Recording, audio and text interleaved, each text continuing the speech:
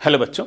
NTA कई बार एक ही सवाल का आंसर दो अलग अलग फॉर्मूलों से दे देता है और 2025 के अंदर उन्होंने एक ही सवाल को दो अलग अलग फॉर्मूलों से आंसर निकाल रखा है। इसके कारण बच्चे कंफ्यूज भी होते हैं और एक सवाल इतना कंट्रोवर्शियल आने के कारण कई बार उन बच्चों का पेपर का जो पूरा पूरा फ्लो है वो भी खराब हो जाता है। ये वाला सवाल इस कॉन्सेप्ट ऑफ बेस्ड है कि यंग डबल स्लिट एक्सपेरिमेंट के अंदर किसी स्लिट में से जब लाइट आती है तो जो उस लाइट की इंटेंसिटी होगी वो डायरेक्टली प्रोपोर्शनल टू स्लिट की थिकनेस होगी या डायरेक्टली प्रोपोर्शनल टू थिकनेस का स्क्वायर होगा। एनटी ने अलग अलग बार दो अलग अलग बार अलग अलग फॉर्मूला से आंसर निकाल रखा है और ये 2025 के अंदर ही दो बार कर रखा है। ऐसा उससे पहले भी कई बार हो चुका है। ये वाला सवाल 2025 के अंदर था। इसके अंदर उन्होंने ये कहा कि एक स्लिट की थिकनेस टी है, एक की t/2 है और intensity is directly proportional to thickness. तो इसमें से इंटेंसिटी आएगी आई नोट, इसमें से इंटेंसिटी आएगी I0/2। जो इंटरफेरेंस पैटर्न होगा वहां पर मैक्सिमम इंटेंसिटी और मिनिमम इंटेंसिटी का जो रेशियो होगा वो कितना होगा उसका formula but of course √I1 + √I2 का whole square upon √I1 - √I2 का होल स्क्वायर आपके पास रहता है। अगर मैं इस कॉन्सेप्ट को अगर यूज करूं तो आंसर आता है 3 + 2√2/3 - 2√2 और यही ऑफिशियल की के अंदर आंसर था।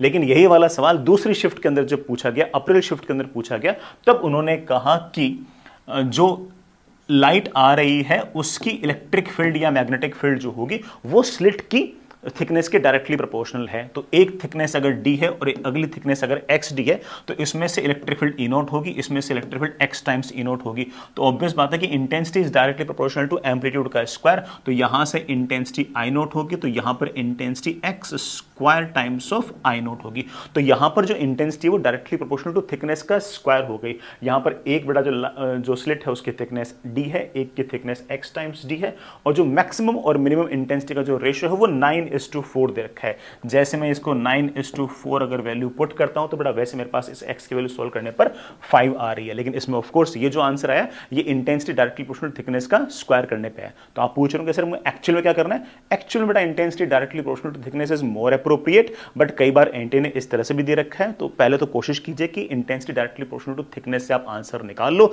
अगर उससे आंसर ना मैच करे तो एक बार intensity directly proportional to thickness का स्क्वायर भी ट्राई कर सकते हो। Although I won't recommend that, but फिर भी बड़ा एनटीए ने आंसर लगा रखा था, इसलिए I thought that I should share with you. All the best, bye.